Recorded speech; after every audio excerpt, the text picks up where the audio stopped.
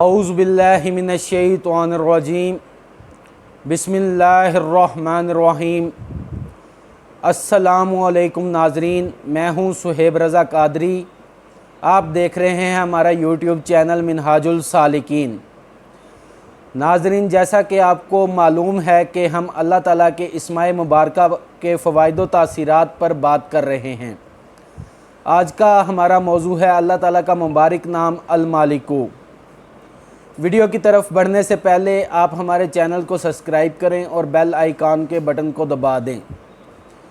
शेखुल इस्लाम doctor Mohammad Tahirul Qadri साहब की किताब अल फ्यूज़ात मुहम्मदिया में शेखुल इस्लाम ये वजीफ़ा वुसअत रिज़्क़ के लिए लेके आए हैं। जो लोग तंग दस्ती और रिज़्क़ की वजह से परेशान हैं, उनके लिए ये वजीफ़ा नहायत मुफीद है।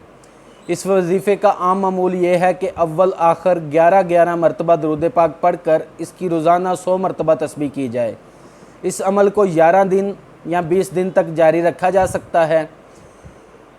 अगर आप इस वजीफ़े की मुकम्मल मालूमात लेना चाहते हैं तो वीडियो के नीचे दिए गए लिंक पर क्लिक करें, आपको इस वजीफ़े की तफसीली मालूमात मिल जाएंगी। उम्मीद है कि आज की वीडियो आपको पसंद आई होगी। मिलते हैं नेक्स्ट वीडियो के साथ। अल्लाह हाफिज़।